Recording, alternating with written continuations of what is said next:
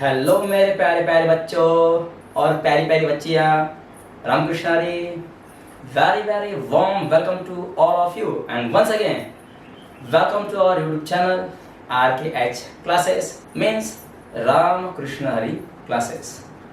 बच्चों, previous lecture में हम लोगों ने मैथ्स पार्ट 1 और मैथ्स पार्ट 2 के चैप्टर वाइज हम लोगों ने वेटेज लिखे थे और उनके चैप्टर्स के नाम भी हम लोगों ने लिखे थे।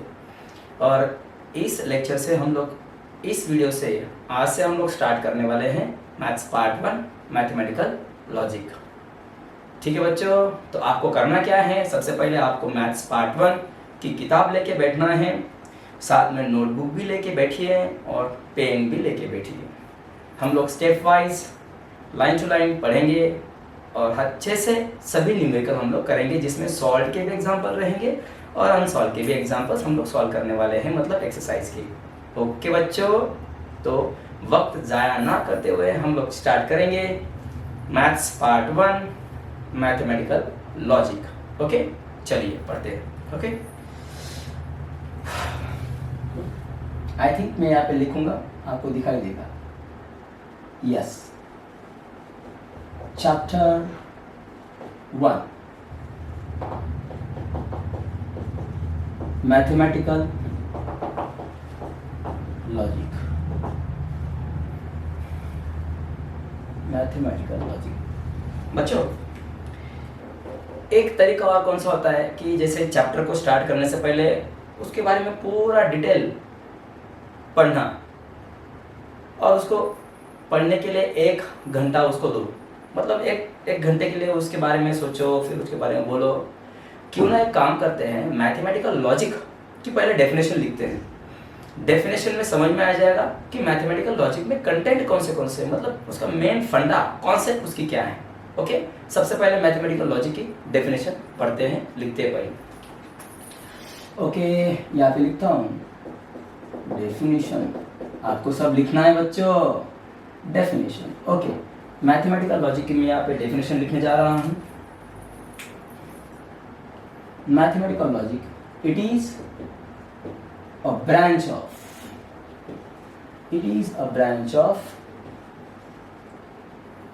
I am sorry mathematics. Okay,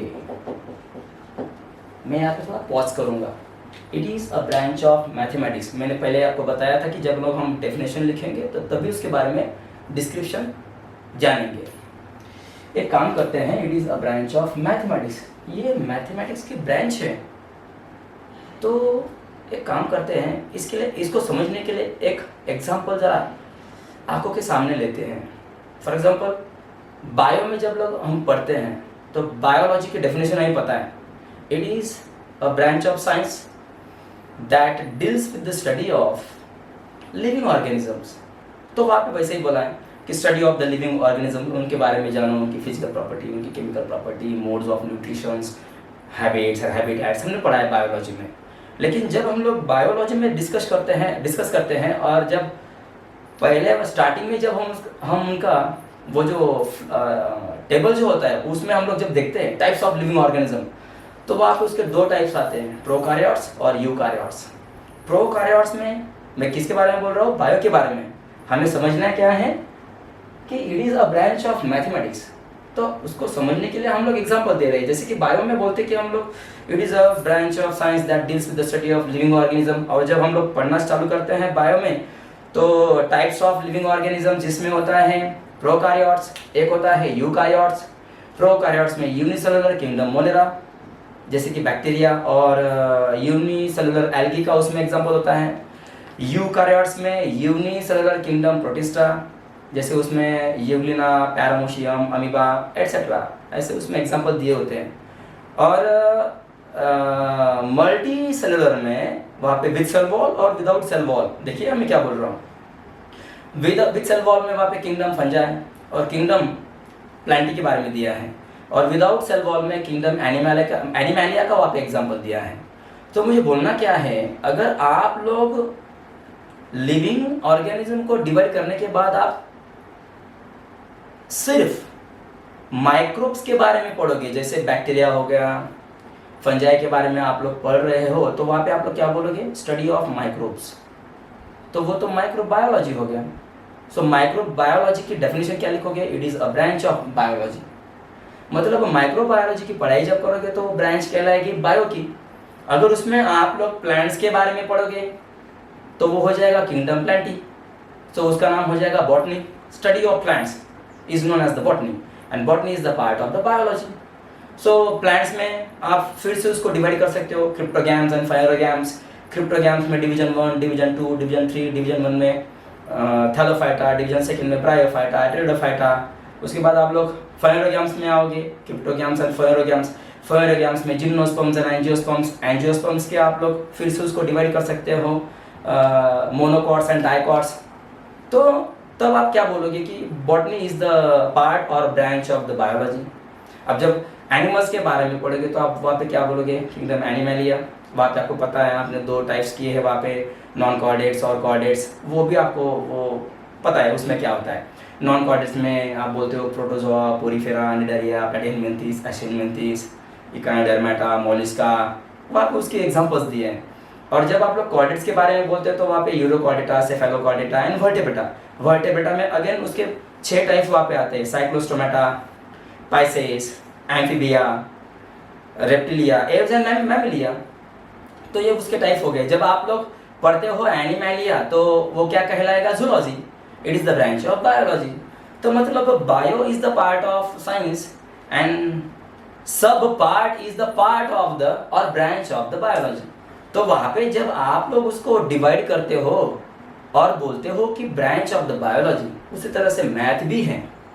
maths के भी बहुत सारे ब्रांच होते हैं। जैसे कि मैथ्स में शुरुआत से लेके जब हम लोग 6th स्टैंडर्ड मोस्ट में बोलता हूँ, 6th standard, 7th, 8th, 9th, 10th, 11th और आप लोग अभी 12th में हो, तो 6th स्टैंडर्ड से लेके अगर आप लोग उसकी बात अगर आप लोग करते हो तो वहाँ पे एक स्टैटिस्टिक्स करके एक पार्ट 1 होता है मैथ्स में। तो स्टैटिस्टिक्स में क्या मोस्टली क्या होता है, सेट्स के बारे में, वहाँ पे linear equation in 1 variable, linear equation in 2 variable, polynomials, quadratic equation, cubic equations, statistics खुद और बहुत सारे उसमें होते हैं, जैसे कि सेट्स हो गया, रियल नंबर वहाँ पे हो गया। तो पता है हम जब भी हम लोग स्टैटिस्टिक्स के बारे में बोलेंगे या फिर सेट्स के बारे में बोलेंगे तो सेट्स में क्या होता है, फाइनाइट सेट कौन से होते हैं, इनफाइनाइट सेट्स कौन से होते हैं, वहाँ पे आपको real number, natural number, whole number, है ना, इसके बारे में हम लोग पढ़ते हैं। तो जब भी आप लोग सेट्स पढ़ोगे तो सेट्स में सेट्स से रिलेटेड आप लोग क्या पढ़ोगे, उसके रूल्स, रेगुलेशंस, उसके प्रूफ, और उसी हिसाब से आप उसको सॉल्व करोगे। देन अगर आप लोग लीनियर इक्वेशन इन 2 वेरिएबल को सॉल्व कर रहे हो तो वहाँ पे आपको 2 सॉल्यूशन मिलते हैं, एक होता है x वाला और एक y वाला। तो उसके हिसाब से आप लोग उस पे वहाँ पे आप लोग रूल्स, रेगुलेशंस, वहाँ पे लॉजिक लगाते हो और उसके एप्लीकेशंस आप लोग वहाँ पे देखते हो। तो स्टैटिस्टिक्स क्या हो गया, ब्रांच ऑफ, मैं आपका ज़्यादा टाइम नहीं लूँगा, स्टैटिस्टिक्स क्या हो गया, ब्रांच ऑफ द मैथमेटिक्स। उसी तरह से और एक पार्ट होता है ज्योमेट्री। ज्योमेट्री में क्या होता है पता है हमें, वहाँ पे क्या निकालना है हमें, कंस्ट्रक्शंस ऑफ ट्रायंगल होता है, कंस्ट्रक्शन ऑफ रेक्टेंगल है, कंस्ट्रक्शन ऑफ क्वाड्रिलेटरल्स है, कंस्ट्रक्शन ऑफ सर्कल है। तो ज्योमेट्री में खास करके हम क्या करेंगे कि वहाँ पे थ्योरम, पोस्टुलेट्स, हम उसके कॉन्वर्स, इनवर्स हम लोग वहाँ पे वो पढ़ते हैं, उसको गिवन लिखना पड़ता है वहाँ पे।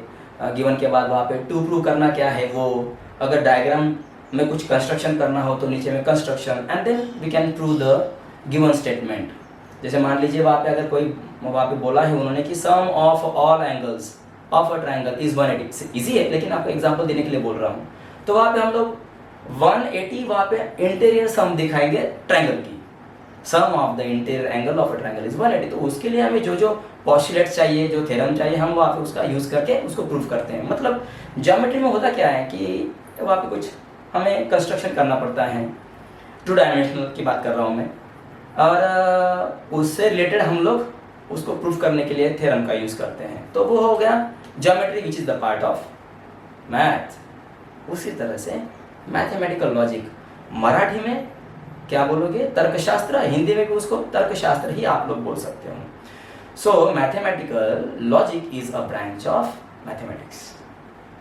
उसी तरह से इसका नाम भी वैसे ही है। जैसे बायो में टाइप गिरे थे, बायो के ब्रांचेस उसी तरह से मैथ्स के ये ब्रांचेस, उसमें से एक ब्रांच है मैथमेटिकल लॉजिक। ठीक है बच्चों, चलते हैं। It is a branch of mathematics, अब समझ में आया। अच्छा, फिर that deals with the study of, अब ये किससे रिलेटेड है? That deals with the study of statements. अब स्टेटमेंट को मैं अंडरलाइन करता हूं, या फिर कॉमा करता हूं। स्टेटमेंट्स, अब ये तो ग्रामर का पार्ट हो गया। स्टेटमेंट्स का मतलब क्या हो गया? विधान, assertive sentences। हमें ग्रामर में we have to communicate our things to others. हमें हमारी भावना, हमारे विचार जो होते हैं वो हमें कम्युनिकेट करने पड़ते हैं कि हमें बोलना क्या है, कहना क्या है। उसके लिए हम लोग क्या करते हैं? एक लैंग्वेज का इस्तेमाल करते हैं, और लैंग्वेज के इस्तेमाल करने के टाइम में हम लोग सेंटेंस का यूज़ करते हैं। तो सेंटेंसेस तो बहुत टाइप के होते हैं, जैसे कि एक्सक्लेमेटरी सेंटेंस है, इंटरोगेटिव सेंटेंस है, कमांड सेंटेंस वहाँ पे है ना। उसी तरह से वहाँ पे एक सेंटेंस है एजर्टिव सेंटेंस या फिर डिक्लेरेटिव सेंटेंस और सिंपली स्टेटमेंट्स। तो सेंटेंसेस में से हमें सेंटेंस को वहाँ से पिकअप करना है। मतलब यहाँ पे मैथमेटिकल लॉजिक को पढ़ाई करने के लिए हमें स्टेटमेंट चाहिए। स्टेटमेंट के बारे में यहाँ पे बात हो रही है। मतलब जैसे मैं आपको एक एग्जांपल देता हूँ, structural and functional unit of living organism क्या कहलाता है? सेल। क्यों? रचनात्मक और कार्यात्मक अगर कोई है, एक घटक जो होता है सेल। क्यों? वही सेल व्हेन टू और more than two cells combine together then it forms tissue. Tissue combine together to form organs, organs combine together to form organ system, and organ systems combine together to form complete body। तो living organism का structural और functional मतलब basic unit हो गया cell. उसी तरह से आप लोग फिजिक्स में भी बोल सकते हो, केमिस्ट्री में भी बोल सकते हो। क्या? Matter is made up from very small tiny particle called as molecule first, and then molecules में be monoatomic, diatomic. So atoms when combine together then it forms may be element, pure element. जैसे कि आप लोगों को diatomic, ट्रायटॉमिक का example मिल जाएगा आपको non metals में। ऐसे एलिमेंट्स अगर कंबाइन करेंगे फिर से तो आपको क्या मिलेंगे? कंपाउंड्स मिलेंगे, may be ionic compound, covalent compounds. और अगर वही मैटर को आप लोग मिक्स करोगे then you will get the mixture. तो मतलब कहने का मतलब क्या हो गया कि अगर मैटर का अगर फंक्शनल आप यूनिट देखोगे तो क्या हो जाएगा? एटम। तो मैटर के लिए एटम क्या हो गया? Structural functional unit. बायो में लिविंग ऑर्गेनिज्म का स्ट्रक्चरल फंक्शनल यूनिट क्या हो गया? सेल। उसी तरह से मैथमेटिकल लॉजिक में फंक्शनल स्ट्रक्चरल यूनिट आप लोग बोल सकते हो एक समझने के लिए। क्या हो जाएगा? सेंटेंसेस, माफ कीजिएगा, statement. It is a branch of mathematics that deals with the study of statements. अच्छा, और इसमें क्या पढ़ना है? That deals with the study of statements, their truth value. ओहो, देयर ट्रूथ वैल्यूज। अच्छा, पता है हमें, क्योंकि स्टेटमेंट्स क्या होते हैं, या तो फिर वो उसकी ट्रूथ वैल्यू ट्रू होगी या फिर उसकी ट्रूथ वैल्यू फॉल्स होगी। स्टेटमेंट्स का मतलब क्या होता है? विधान जो पूरा कंप्लीट या तो ट्रूथ वैल्यू ट्रू दिखाएगा, कैपेबिलिटी, या फिर ट्रूथ वैल्यू दिखाएगा फॉल्स, वही कहलाते हैं स्टेटमेंट्स। ओके, दैट डील्स, पढ़ेंगे ना उसके बारे में। Statements, their truth values and, ये सबसे इंपॉर्टेंट है, and their relations, and their logical relations. हम लोग डेफिनेशंस पढ़ रहे हैं, डेफिनेशन में क्या क्या आ रहा है उस तरह से हम लोग बात कर रहे हैं। लेकिन जब लोग हम एग्जांपल सॉल्व करेंगे तो कॉन्सेप्ट हमारे ऑटोमेटिकली क्लियर हो जाएगी। खाली ध्यान दीजिए, their truth values and their logical relations with them called as mathematical logic. Okay, यहाँ पे इसके बारे में पता हो गया। ट्रूथ वैल्यू, ये तो स्टेटमेंट की ट्रूथ वैल्यू या फिर ट्रू हो सकती है या फिर फॉल्स हो सकती है। लॉजिकल रिलेशनशिप का मतलब क्या हो गया?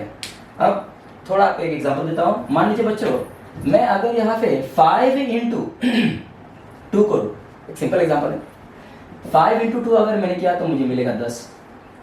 5 में अगर मैं प्लस करके 2 करता हूँ तो मुझे मिलेगा 7, और यही 5 को अगर डिवाइड में मैं 2 कर दूं तो मुझे मिलेगा 2.5।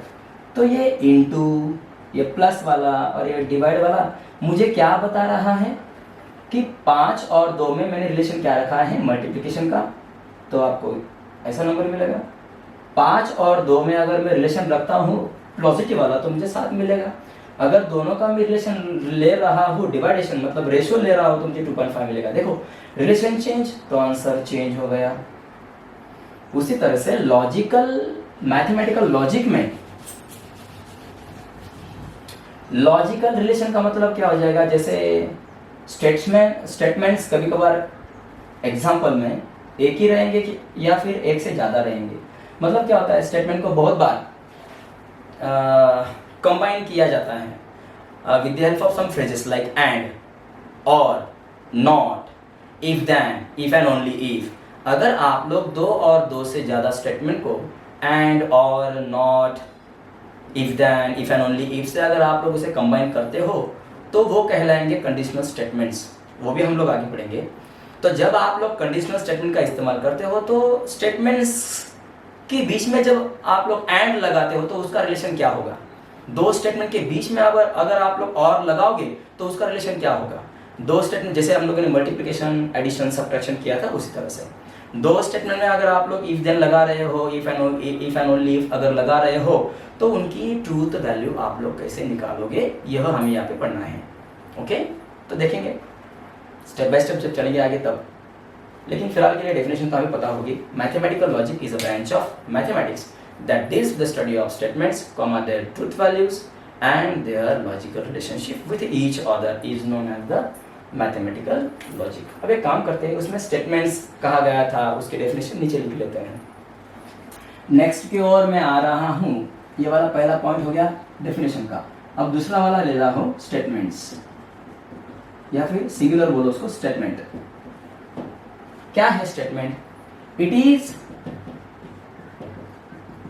A type of sentence. मैंने पहले ही बोला था, कमांड सेंटेंस है, एक्सक्लेमेटरी सेंटेंस है, इंटरोगेटिव है। उसी तरह से स्टेटमेंट भी वही हो गया, assertive sentence, declarative sentence. It is a type of sentence, okay, which is either true, ये सेंटेंस का एक टाइप है, या तो फिर वो सही रहेगा, which is either true, bracket में लिखता हूं कैपिटल T, और false, और false ब्रैकेट में करूंगा mind capital F, but not both simultaneously। या तो फिर वो कंप्लीटली ट्रू रहेगा या फिर कंप्लीटली फॉल्स रहेगा, लेकिन एक ही टाइम पे साइमल्टेनियसली वो ट्रू और फॉल्स दोनों ही वैल्यू नहीं दिखाएगा, but not both simultaneously. Okay मेरे प्यारे प्यारे बच्चों, but not both simultaneously is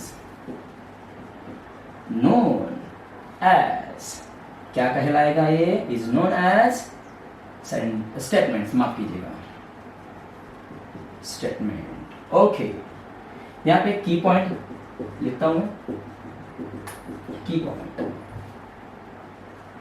इसके बारे में, it is also called as declarative sentence, घोषणात्मक वाक्य, डिक्लेरेटिव। ओके, डिक्लेरेटिव सेंटेंस, और या फिर कहलाएगा assertive सेंटेंस या फिर assertive sentence, assertive sentence. Okay मेरे प्यारे प्यारे बच्चों, ठीक है, हम लोगों ने मैथमेटिकल लॉजिक के बारे में भी देखा, स्टेटमेंट की हम लोगों ने डेफिनेशन लिखी। हाँ, अभी हम लोग आगे जाएंगे, नेक्स्ट में पढ़ेंगे बच्चों, मैथमेटिकल लॉजिक के बारे में हो चुका है। ओके ओके ओके, हाँ सबसे अब हम जब एग्जाम्पल्स को सॉल्व करेंगे तो एक से ज़्यादा स्टेटमेंट भी वहाँ पे आ सकते हैं। जैसे कि हम लोग जब ज्योमेट्री में पढ़ते थे या फिर फिजिक्स में, अगर कोई एग्जाम्पल में एक से ज़्यादा अगर फोर्स रहेंगे तो हम लोग क्या करते थे, वहाँ पे पहले वाले फोर्स को F1 बोल दो, let's consider F1 becomes 20 Newton's, F2 becomes 30 Newton's. तो यहाँ पे हम लोग वहाँ पे सिम्बल्स का इस्तेमाल करते थे, F1 is equal to F2 is equal to F3 is equal to, ऐसा कुछ वहाँ पे हम लोग इस्तेमाल करते थे। तो उसी तरह से हमें यहाँ पे क्या करना है कि स्टेटमेंट्स अगर एक से ज़्यादा रहेंगे तो उनको वहाँ पे रिप्रेजेंट करो लोअर केस लेटर से, मतलब small a, small b, small c, आप इसका इस्तेमाल कर सकते हो। तो की पॉइंट में ही यहाँ पे मैं आपको यहाँ पे मेंशन कर देता हूँ, क्या लिख रहा हूँ देखो, स्टेटमेंट्स आर डिनोटेड बाय,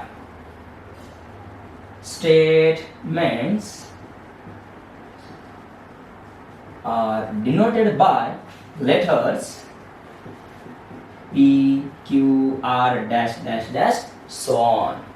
समझ गए बच्चों? इतना लिख लो.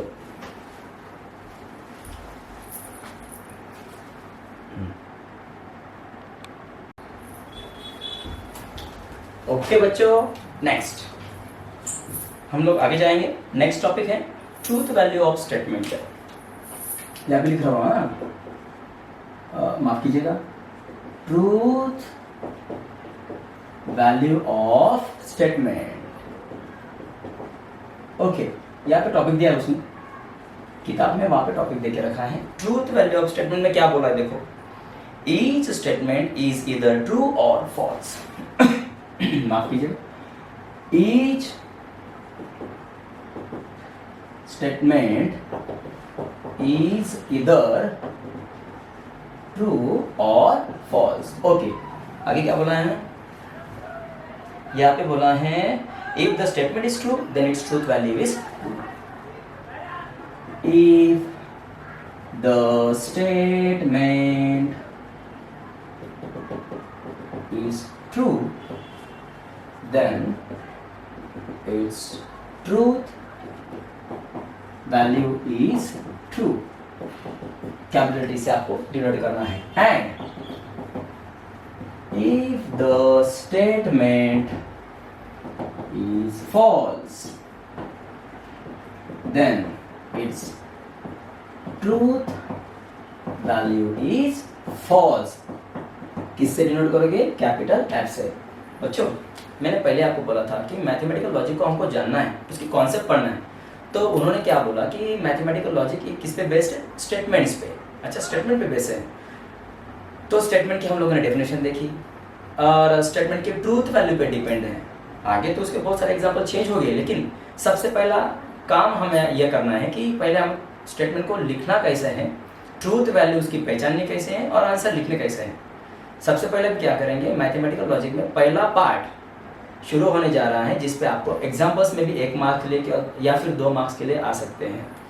जो रहेंगे कि स्टेटमेंट को पहचानो, सेंटेंसेस देखे रखेंगे, वो आपको पूछ सकते हैं can the given sentences are the statements and what are their truth value. ऐसे वो हमें पूछेंगे 1 मार्क्स के लिए या फिर 2 मार्क्स के लिए. ओके, तो वो हमें अभी यहाँ पे उसकी प्रैक्टिस करनी है.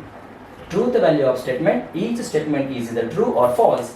If the statement is true, then its truth value is true, or if the statement is false, then its truth value is false. Capital F. तो देखिए अभी क्या करेंगे, इस पे एग्जांपल लेते हैं सॉल्व वाले, फिर अनसॉल्व के करेंगे. ओके बच्चों, मन को सच्चो. चलो, हाँ, बच्चे अभी मन की सच्ची है, सुनिए जरा मुझे. Solve examples. ओके, चलो इसमें देखते हैं सॉल्व एग्जाम्पल में.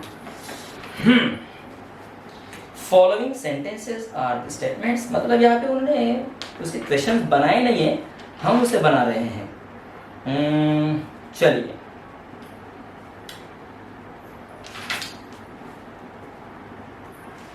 ओके, मैं उसको ऐसे लिखता हूँ.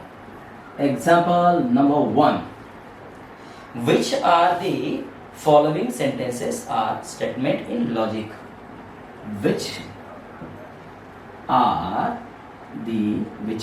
the following sentences? ऐसा are statements. Okay. In logic. Logically कौन से sentences statement है वो बताइए. ओके, और क्या करना है? Write down the truth values of that statements. Full stop करके write down the truth values of that statements. Okay, उसकी ट्रूथ वैल्यू भी हमें यहाँ पे लिखनी है, दैट स्टेटमेंट्स. जैसे कि यहाँ पे पहला क्वेश्चन है, रोमन नंबर लिख देता हूँ, उसने वैसे ही किया है. Okay. Sun rises in the east. Oh, easy. Sun rises in the east. अब ये तो यूनिवर्सल ट्रूथ है. Sun rises in the east, मतलब सूरज पूरब से उगता है। सही है, सेंटेंस है। इसके आंसर को ऐसे लिखो, the given sentence is a statement, या फिर इट इज अ स्टेटमेंट। देखो इसको कट करता हूं, it is a statement. Okay, ये स्टेटमेंट है, it is a statement and its truth value. पूछता है बोर्ड में 1 मार्क्स के लिए या फिर 2 मार्क्स के लिए, तो ऐसे लिखना है, it is a statement and its truth value is true, capital T, ऐसे करना है। इजी है। चलो सेकंड नंबर का एग्जांपल देखते हैं। 5 into 2 is equal to 11। अरे वाह, 5 into 2 is equal to 11, पता ही नहीं था मेरे को, अभी बताओगे बच्चों। ये मैथमेटिकल स्टेटमेंट है, हमें पता है स्टेटमेंट का ट्रूथ वैल्यू उसकी या तो ट्रू रहेगी या तो फॉल्स रहेगी। 5 into 2 10 हमें पता है, लेकिन वहाँ पे जानबूझ के आपको गलत आंसर दे के रखा है, तो ये स्टेटमेंट है लेकिन उसकी ट्रूथ वैल्यू क्या रहेगी, फॉल्स। गलत स्टेटमेंट है वो, लेकिन स्टेटमेंट तो है ना। It is a statement, it is a statement and its truth value is false. इसकी ट्रूथ वैल्यू क्या हो जाएगी, फॉल्स। ओके, यहाँ पे एक वर्टिकल लाइन डाल देता हूँ। आई थिंक यहाँ पे इतना क्वेश्चन आपको दिखाई देगा। यस, चलो नेक्स्ट में चलते हैं। Every triangle has 3 sides, sentences है उसमें और स्टेटमेंट भी है, हमें पता है। ट्रूथ वैल्यू भी उसके हम लोग लिख रहे हैं। अब next third, every triangle has 3 sides. ओ पता है ट्रायंगल को 3 साइड होती है, मतलब मैथमेटिकल लॉजिक को जानने के लिए पहले स्टेटमेंट पहचानो, स्टेटमेंट की ट्रूथ वैल्यू कैसे लिखनी पड़ती है वो हम लोग देख रहे हैं। बोर्ड्स के एग्जाम में, महाराष्ट्र स्टेट बोर्ड्स के एग्जाम में आते हैं 1-1, 2-2 मार्क्स के लिए examples. Be careful. Third, every triangle, okay, every triangle has 3 sides. बच्चों मैं इस वाले साइड में नहीं लिखूंगा, शायद वो रिकॉर्डिंग में आए ना आए, इसलिए मैं यहाँ से यहाँ तक लिखता हूँ। एवरी ट्रायंगल हैज 3 साइड्स, ये हमें पूछा है तो सही है, स्टेटमेंट है। आंसर यहाँ पे करूंगा, it is a statement, okay, and its truth value is true. बच्चों हैंड राइटिंग समझ लो, हाँ मेरे प्यारे प्यारे बच्चों बच्चियाँ। नेक्स्ट की ओर में जा रहा हूँ, जल्दी चलो जल्दी चलो जल्दी चलो। Mumbai is the capital of Maharashtra. अरे वाह वाह वाह वाह, मुंबई। पहले पहचानो सेंटेंस में से स्टेटमेंट कैसे होते हैं, ट्रूथ वैल्यू कैसे लिखनी पड़ती है, फिर स्टेप बाय स्टेप जाएंगे हार्ड की ओर। मुंबई, आमची मुंबई, जय Maharashtra. Mumbai is the capital, जय भारत भी। हाँ, Mumbai is the capital of Maharashtra. Maharashtra सही है, तो मुंबई तो कैपिटल ही है, राजधानी है भाई। क्या बोलोगे आंसर में? सॉरी यार, it is a statement and its truth value is true true true true. जी जी जी जी जी, 5वें नंबर पे जा रहे हैं।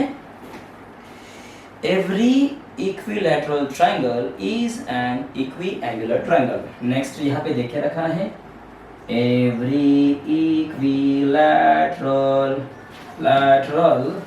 Triangle is equiangular.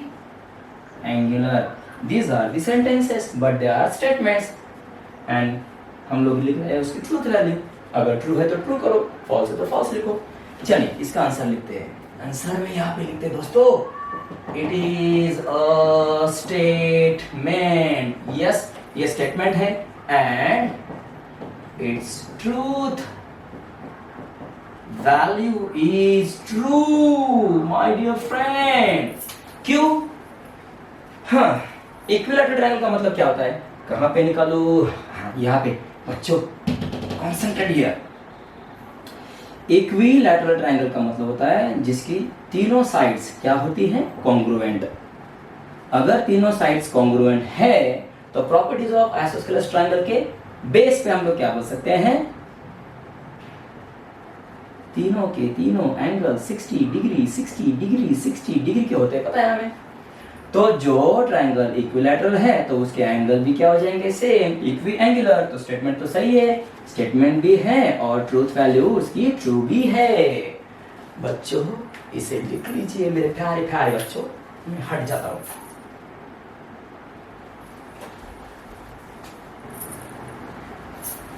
जी हो गया लिखे। अब हम लोग आगे जा रहे हैं। देखिए नेक्स्ट वाला लिख रहा हूं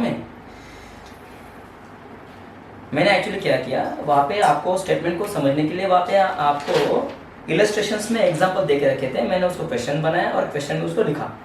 अब आप लोग अगर पेज नंबर 2 पे आओगे मैथमेटिक्स स्टेट बोर्ड पे, पेज नंबर 2 पे आओगे तो वहाँ पे आपको सॉल्व एग्जाम्पल, क्वेश्चन नंबर 1 में बहुत सारे एग्जाम्पल मिलेंगे, वो भी मैं अभी इसमें ले रहा हूँ।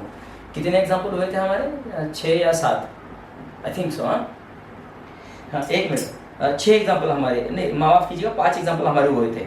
अब मैं नंबर 6 एग्जाम्पल लेने जा रहा हूँ। Natural number is an integer, भैया ये सेंटेंस है, स्टेटमेंट भी है और इसकी ट्रूथ वैल्यू क्या हो जाएगी, ट्रू हो जाएगी। तो समझ लीजिए उसको। हम लोग आगे जाएंगे 6 × 4, फिर से वही एक एग्जाम्पल हम लोगों ने किया था 5 × 2 = 11। उसी तरह से यहाँ पे एक एग्जाम्पल देखे रखा है 6 × 4 जो होना चाहिए 24, लेकिन यहाँ पे देखे रखा है 25। तो ये स्टेटमेंट है लेकिन इसकी ट्रूथ वैल्यू क्या रहेगी, फॉल्स। तो इसे भी मैं यहाँ से हटा रहा हूँ। अब मैं आगे जा रहा हूँ, यहाँ पे देखिए क्या देखे रखा है, व्हाट आर यू डूइंग, आप क्या कर रहे हो। मैंने पहले ही बोला था जो स्टेटमेंट हो, जो सेंटेंसेस स्टेटमेंट के फॉर्म में है डिक्लेरेटिव, या तो फिर कंप्लीट ट्रू या कंप्लीट फॉल्स होना चाहिए, वही स्टेटमेंट हमें चाहिए। Otherwise all are the statements becomes open sentences. अब यहाँ पे व्हाट आर यू डूइंग, वहाँ पे क्वेश्चन मार्क दिया है उसमें, देखो तो कैसे लिखता हूँ मैं यहाँ पे नंबर 6 पे। What are you doing, what are you doing, क्या कर रहे हो। ये तो क्वेश्चन मार्क लगा है, ये इंटरोगेटिव सेंटेंस है, therefore it is not a statement. या कैसा ही लिखो direct, it is an open sentence, direct उसको ओपन सेंटेंस बोलो, या फिर क्या बोलोगे, it is not a statement, it is an open sentence, और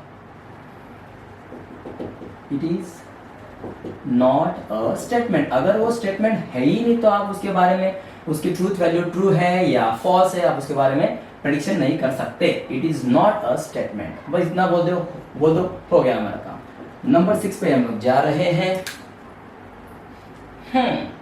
प्लीज सिट डाउन, कृपया आप बैठ जाइए। तो ये भी क्या हो गया, एक यहाँ पे रिक्वेस्ट आपको दिखाई दे रही है, कमांड सेंटेंस है, तो ये भी क्या हो जाएगा, सेंटेंस, मतलब स्टेटमेंट नहीं। प्लीज सिट डाउन, क्या बोलोगे, it is an open sentence and hence, हमें डिक्लेरेटिव चाहिए, वही हमारा स्टेटमेंट है, and hence it is not a statement, ये स्टेटमेंट नहीं कहलाएगा, हमें यूनिवर्सल ट्रूथ चाहिए। नेक्स्ट एग्जांपल है यहाँ पे x + 6 इज इक्वल टू 9। बच्चों इसे सॉल्व करते हैं। x + 6 is equal to 9, therefore x is equal to, x की वैल्यू निकालो, 1 1 है वहाँ पे, 9 में से 6 को माइनस करो, यू विल गेट 3। सो यहाँ पे क्या हो रहा है पता है, ये कंडीशनल बन गया, मतलब x + 6 is equal to 9 if x is equal to 3। वो भी उसने देखे नहीं रखा है वहाँ पे, अगर वो यहाँ पे देखे रखता x + 6 is equal to 9 and x is equal to 3, then it is the statement. अब ये क्या हो गया, ये ओपन सेंटेंस में जाएगा। क्यों, x की वैल्यू 3 अगर डालोगे तो आपको 9 मिलेगा, अदरवाइज नॉट। तो ऐसे भी जो स्टेटमेंट आएंगे वो भी आपको क्या करने हैं, ओपन सेंटेंस में लेने हैं। ओके, जिसके बारे में हम लोग प्रेडिक्शन नहीं कर सकते। प्रेडिक्शन खाली किसके लिए आएगा कि x अगर भाई आप 3 अगर डालोगे तो ही 9 बैठेगा, अदरवाइज नॉट। हमें क्या चाहिए, या तो फिर कंप्लीट ट्रू चाहिए और कंप्लीट फॉल्स चाहिए। तो इसे क्या बोलोगे, यहाँ पे उसने आंसर में देके रखा है, it is an open sentence hence it is not the statement. अगर आपको ऐसे इक्वेशन दिखाई देता है जहाँ पे अननोन है तो उसे क्या बोलना है कि it is not a statement, it is an open sentence. क्योंकि x की वैल्यू अगर आप 3 पुट करोगे then you will get the 9, otherwise not, हमें ऐसा नहीं चाहिए, तो ये ओपन सेंटेंस हो जाएगा। Therefore it is an open sentence, hence it is not a statement. यहाँ पे देना चाहिए था if x plus 6 is equal to 9, या फिर ऐसा बोलना चाहिए था x plus 6 is equal to 9 and x is equal to 3। कि भैया ये वाला इक्वेशन ऐसा है जिसमें आप लोग x को खाली 3 ही पुट करो, क्योंकि यहाँ पे क्या लिखा है, x is equal to, ऐसा लिखा है, ये ऐसा किया है क्या, greater than equal to, less than equal to, नहीं, क्या किया है, खाली x is equal to 3। इसका मतलब क्या होता है फिर कि x की वैल्यू खाली यहाँ पे 3 पुट करो तो आपको 9 मिलेगा, ऐसा इसका अर्थ होता है।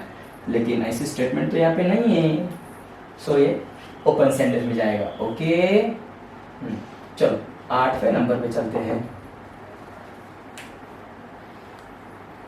जी हाँ, देखिए the quadratic equation, the quadratic, यहाँ पे एक वर्ग समीकरण आपको देके रखा है, quadratic equation x² - 5x + 6 = 0 g has 2 real roots. जी बराबर है, आंसर बोलो या सॉल्यूशन बोलो या फिर एरो दिखाओ। बच्चों वो क्या बोल रहा है, एग्जाम्पल में क्या है कि क्वाड्रेटिक इक्वेशन जो आप सॉल्व करते हो, होता है ना, लिखा होता है वहाँ पे क्या, सॉल्व द फॉलोइंग इक्वेशन, तो हम लोग उसको फॉर्मूला मेथड से x = -b ± (b² - 4ac/2) से, या फिर फैक्टराइजेशन मेथड से, या फिर कंप्लीटिंग स्क्वायर मेथड से हम लोगों ने उसको 10th में सॉल्व किया है। तो जब भी हम लोग क्वाड्रेटिक इक्वेशन को सॉल्व करते हैं तो हमें 2 रूट्स वहाँ पे मिलते हैं, we will get the 2 real roots. तो सही है, बंदा वही बोल रहा है कि अगर आप लोग वर्क क्वाड्रेटिक इक्वेशन में अगर सॉल्व करोगे तो आपको 2 रियल रूट्स मिलेंगे, हैज 2 रियल रूट्स। यहाँ पे बोलो it is a statement and its truth value is true. Okay, चलिए नेक्स्ट की ओर बढ़ते हैं। The moon revolves around the earth. Number थोड़ा अल्टर हो जाएगा, मतलब जो कोई भी नंबर, जो भी क्वेश्चंस कोई नीचे मैंने उसको पहले लिया है, फिर उसके बाद उसको नीचे में पुट किया है मैंने, लेकिन सब होंगे।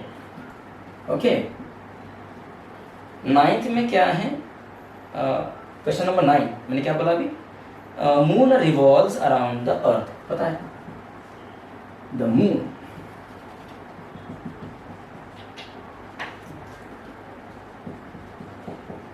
revolves around the earth। सही है, या सन के आजू बाजू में घूमता है, सन के आजू बाजू, मजा कर रहा था, और क्या आजू बाजू के चक्कर कौन लगाता है, मून। तो ये सही है, यूनिवर्सल ट्रूथ है। तो बोलो यहाँ पे, सॉरी यस आंसर लिखता हूँ, it is a statement and its truth value is true. Capital T हो जाएगा बच्चों, मन को सच्चो। चलिए आगे चलते हैं। ही इज हॉनेस्ट, वो बहुत ईमानदार लड़का है। He is honest, he is honest मतलब क्या हो गया कि भैया वो ईमानदार है ना, भैया ही इज हॉनेस्ट, सच्चा है, निष्ठावान है, सत्यनिष्ठ है, उसके सिनोनिम्स हो गए। ओके, ही इज हॉनेस्ट, तो भैया ये स्टेटमेंट नहीं है। अगर कोई बंदा इसे हॉनेस्ट बोल रहा है तो कोई इसको करप्ट भी बोल सकता है, तो ये ओपन सेंटेंस में जाएगा। ओके, ये सजेशन हो गए भाई, यहाँ पे नहीं दिखाई दे रहा कि ये कंप्लीटली ट्रू है या फॉल्स है, यहाँ पे क्या बोलोगे? It is not a statement.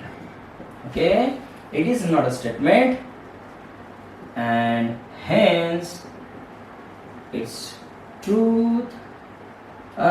माफ कीजिए मुझे, ये स्टेटमेंट है ही नहीं. It is not a statement.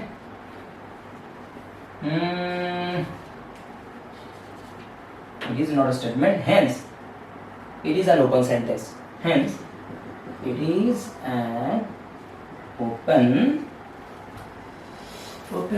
sentence. Okay, हो गया. लिख लीजिए बच्चों जल्दी.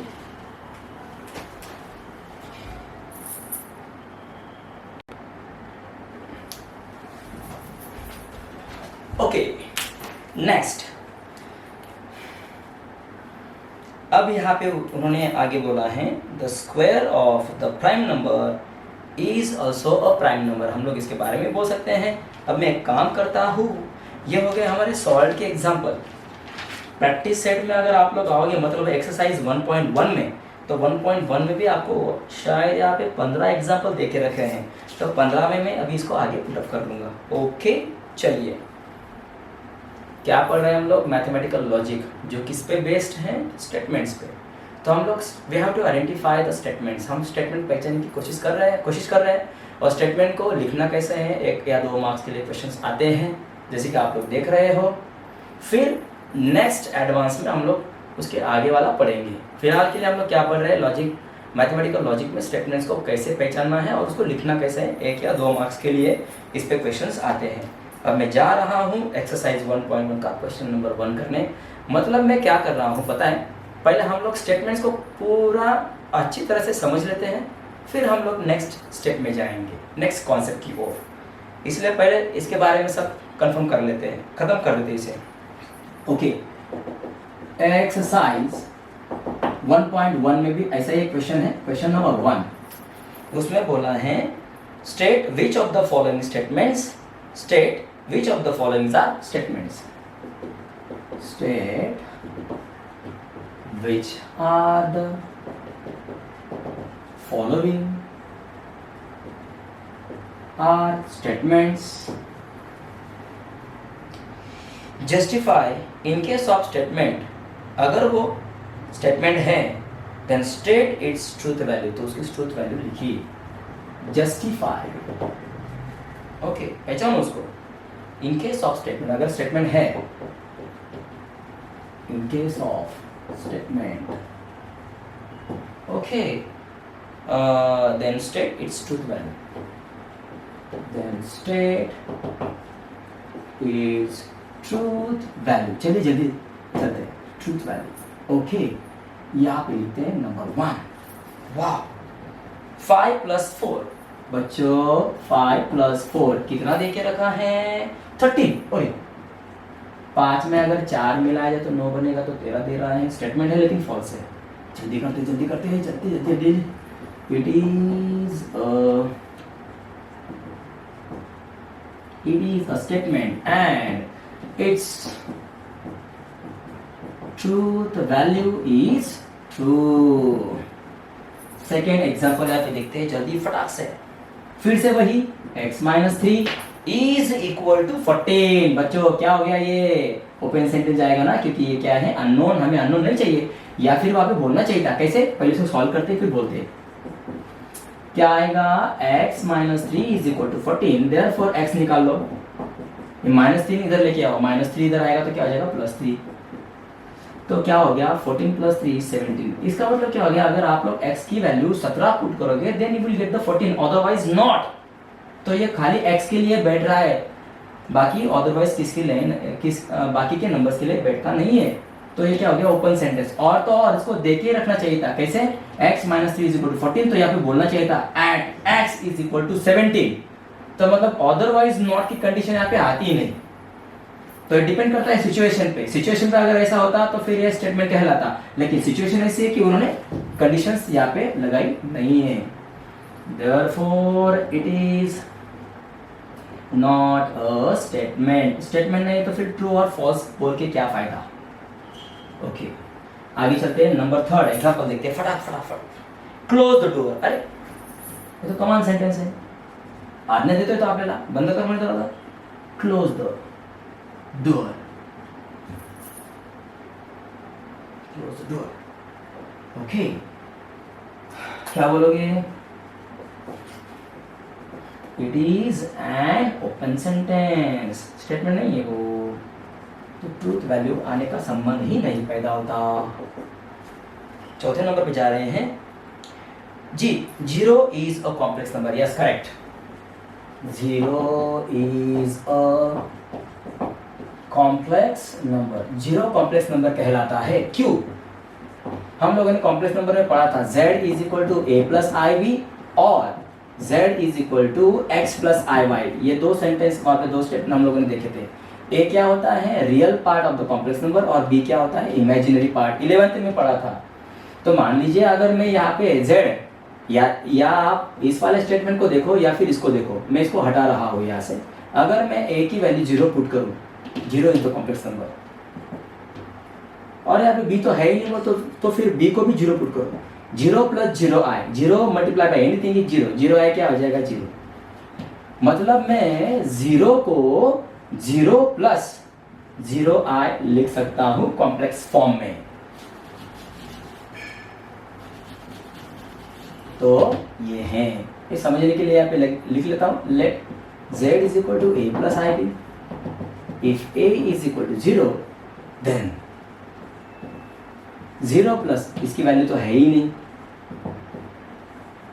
तो क्या हो जाएगा? Yes, it is a statement, it is a, मैं ऐसे ही बोल सकता हूं every real number is a complex number. क्यों? देखो 5 है तो 5 को ऐसा लिखो, 5 प्लस 0 आए तो हो गया ना ये कॉम्प्लेक्स नंबर। 6 है तो 6 को ऐसा लिखो, इमेजिनरी वैल्यू के इमेजिनरी वैल्यू 0 पुट करो। चलो चलते आगे, पढ़ेंगे आगे। It is a statement and its truth value is true. Okay, चलिए आगे चलते हैं। नंबर 5, हाँ प्लीज गेट मी ब्रेकफास्ट, कृपया मुझे नाश्ता दीजिए। तो यहाँ पे रिक्वेस्ट दिखाई दे रहे हैं, बराबर है ना। हमें क्या चाहिए? स्टेटमेंट चाहिए, ये ओपन सेंटेंस में जाएगा। क्या? प्लीज गेट मी ब्रेकफास्ट लिखना है क्या? ओके, लिख लेते हैं। Please get me breakfast, okay, कृपया मुझे नाश्ता दीजिए। तो ये रास्ता दीजिए नहीं, नाश्ता दीजिए। It is and open sentence, ये ओपन सेंटेंस हो गया। यहाँ पे आएगा क्या? नहीं, ठीक है बच्चों, यहाँ तक लिख लो।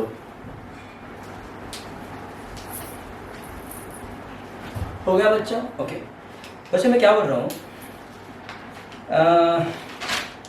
पहले सॉल्व के एग्जाम्पल को खत्म करने के बाद हम लोग नेक्स्ट इसमें एक्सरसाइज वाइज हम लोग उसको खत्म करेंगे। लेकिन मैंने क्या देखा यहाँ पे कि हम लोग स्टार्ट ही कर रहे थे, तो सॉल्व के एग्जाम्पल को मैंने वहाँ पे एक्सरसाइज 1.1 का क्वेश्चन नंबर 1 को मैंने वहाँ पे ज्वाइन कर दिया।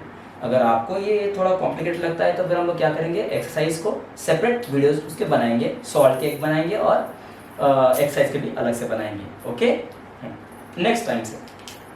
लेकिन फिलहाल के लिए इसको सॉल्व कर लेते हैं। अब आगे चलते हैं। Congruent triangles are similar. ओ, कितने हुए थे हमारे एग्जाम्पल? 1 2 3 4, आई थिंक 4 हुए थे। हाँ चलो, 5 में क्यों और जा रहे हैं? Okay, next. एक्चुअली मैंने उसको जब साफ किया ना तो मुझे याद नहीं था नंबर एक्चुअली कितना नंबर था वो, तो मैं लिख रहा हूँ यहाँ पे 1 2 3 4 5 6। Okay, number 6, congruent triangles are similar. Congruent triangles are similar. Oh my God, बच्चों ध्यान दीजिए। हाँ, congruent triangles are similar। देखिए मैं क्या बोल रहा हूँ, सिमिलर की पहले डेफिनेशन ध्यान में रखो।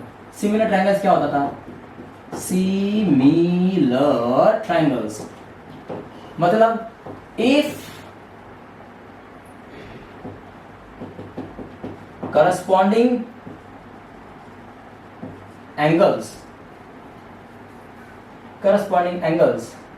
of two triangles, यहाँ पे triangles दिया इसलिए मैं triangle लिख रहा हूँ। If corresponding angles of two triangles are congruent, अगर दो ट्राइंगल्स दिए हैं उसमें अगर दो ट्राइंगल्स के करस्पॉन्डिंग एंगल्स अगर कॉन्ग्रुएंट है लेकिन साइड्स का रेशियो कांस्टेंट है and ratio of their corresponding sides, ratio of their corresponding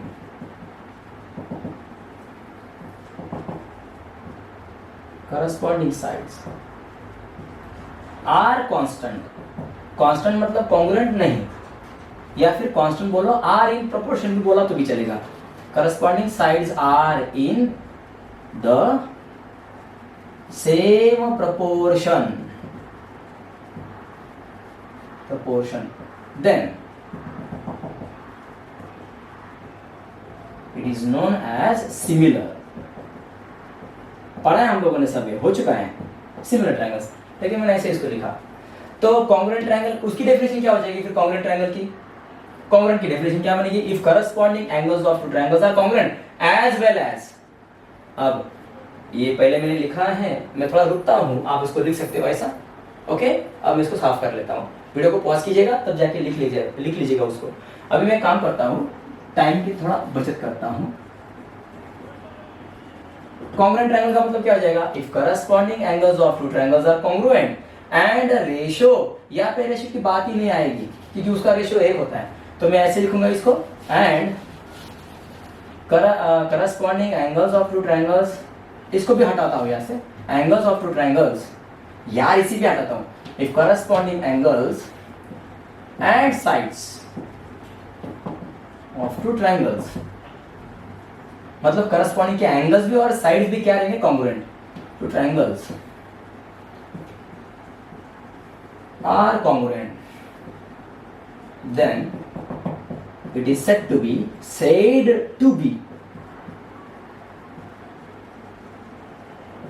congruent।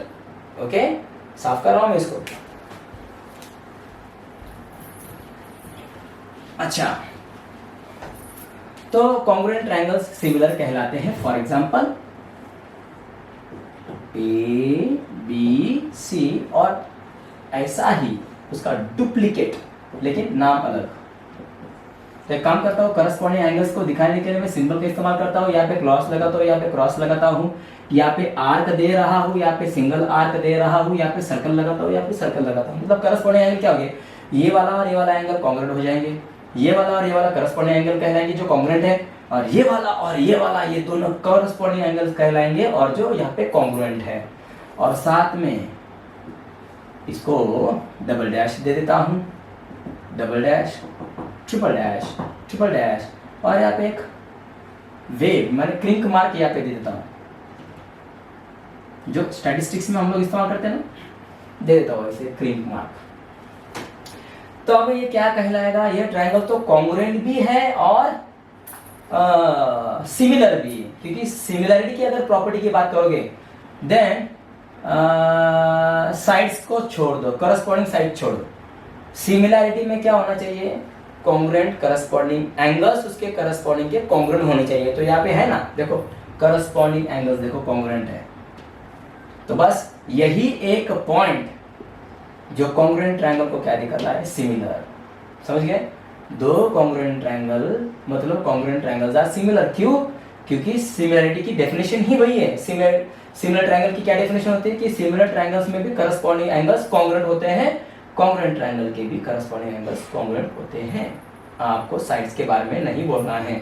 So angle congruent है, दोनों के प्रॉपर्टीज एक दूसरे को मैच हो रही है, इसलिए कॉन्ग्रुएंट ट्रायंगल सिमिलर कहलाएगा। Similar triangles never be a congruent. तो यहाँ पे क्या हो गया? कॉन्ग्रुएंट सिमिलर कहलाएंगे। It is a statement and its truth value is true, TRUE। Okay बच्चों, इसको लिखो। Okay,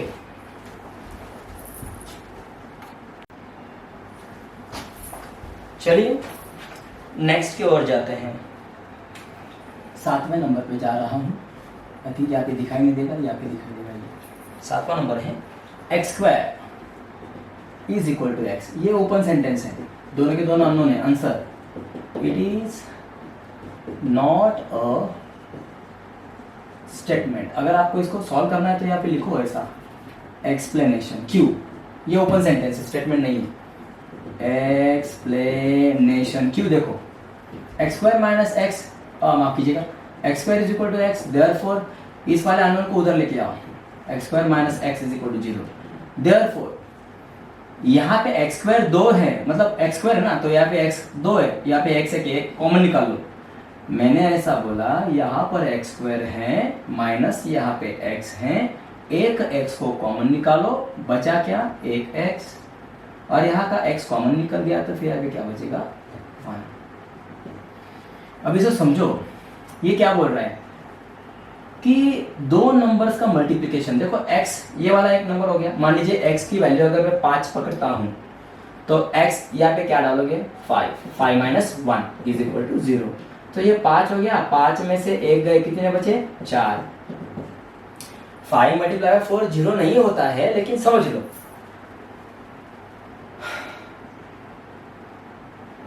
5 into 4 is equal to 0 का मतलब क्या हो गया कि भैया ये दो नंबर जो है इनका अगर मैं मल्टीप्लिकेशन करूं तो मुझे आंसर मिलेगा 0। ठीक है, काम करते हैं, इसको ही बोलते हैं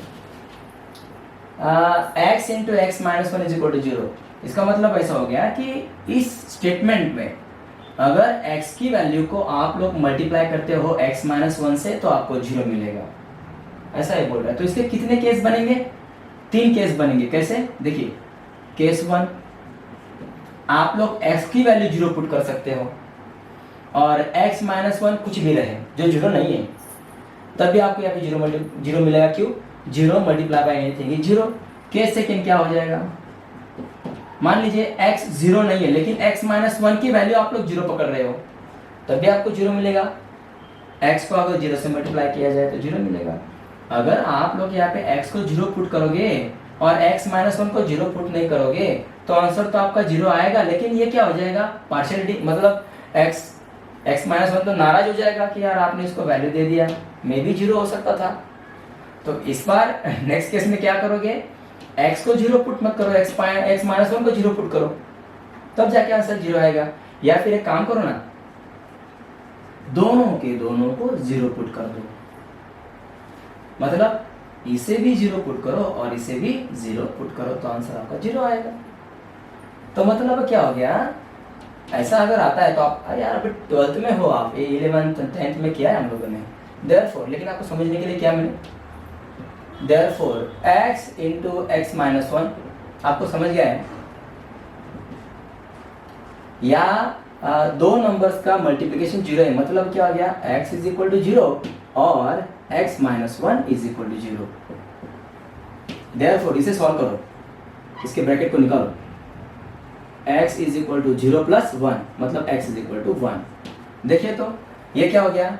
यहाँ पे ऐसा बोल रहा है if x is equal to 0 and x is equal to 1। अगर आप लोग x की वैल्यू अगर आप 0 पुट करोगे then you will get the LHS is equal to RHS। कैसे? x की वैल्यू 0 पुट करो, 0 स्क्वायर 0 होता है, और इधर भी क्या आएगा? 0 इज इक्वल टू 0, मतलब x इज इक्वल टू यहाँ पे सेटिस्फाई कर रहा है। x की वैल्यू 0 डालो तो LHS is equal to RHS मिलेगा, या फिर x की वैल्यू 1 पुट करो, 1 स्क्वायर इज 1 और यहाँ पे 1 इज इक्वल टू 1। ये दोनों ही नंबर को आपको ये स्टेटमेंट दिखाई दे रहा है, लेकिन otherwise it is not true. तो हमें क्या चाहिए? यूनिवर्सल ट्रूथ चाहिए, मतलब पूरा या तो सही होना चाहिए या फिर गलत होना चाहिए। इसलिए क्या बोला हम लोगों ने इधर? It is not a statement, मतलब एक कंडीशन दिखा रहा है कि अगर x हाँ मान लीजिए अगर यहाँ पे लिखते हैं x square is equal to x at x is equal to 0 and x is equal to 1, तो हम इसे बोलते कि ये स्टेटमेंट है सिचुएशन पे, लेकिन बोला नहीं तो ये ओपन सेंटेंस में जाएगा। ओके बच्चों, लिख लीजिए इतना।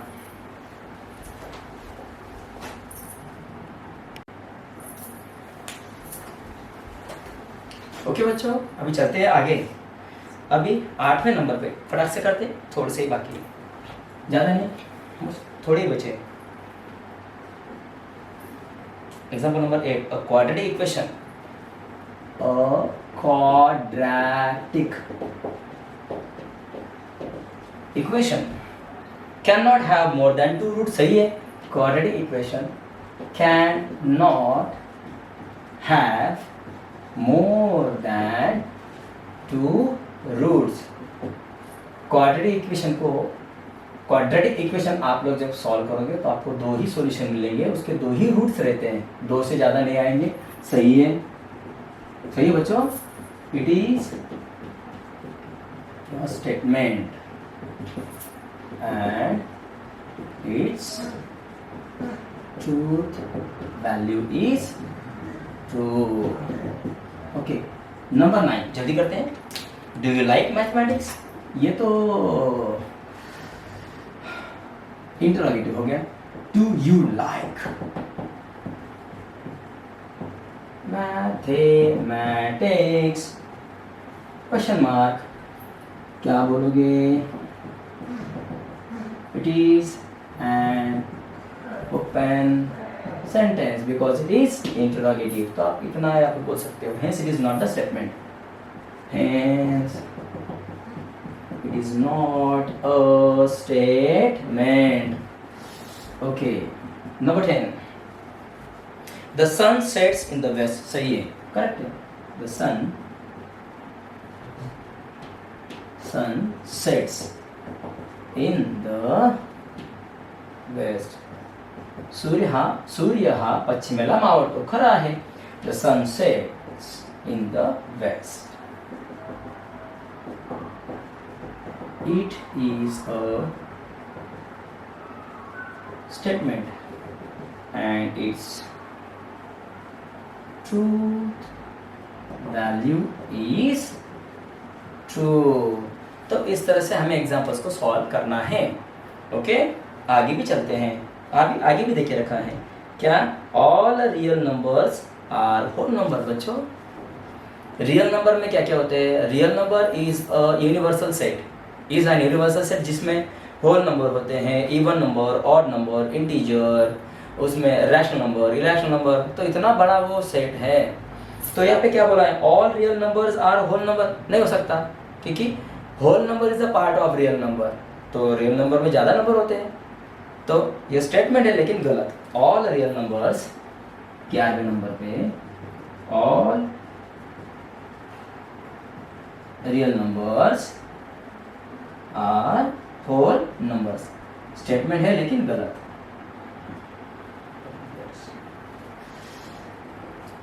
Answer, it is a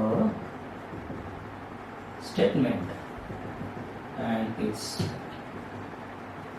truth value is false।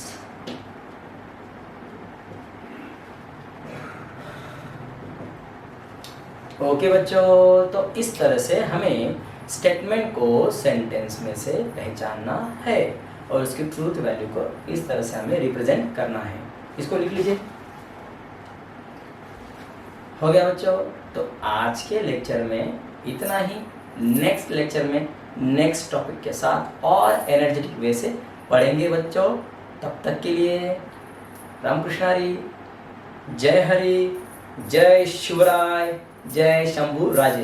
प्यारे प्यारे बच्चों, प्यारी प्यारी बच्चियाँ, अरे मन की सच्चियाँ।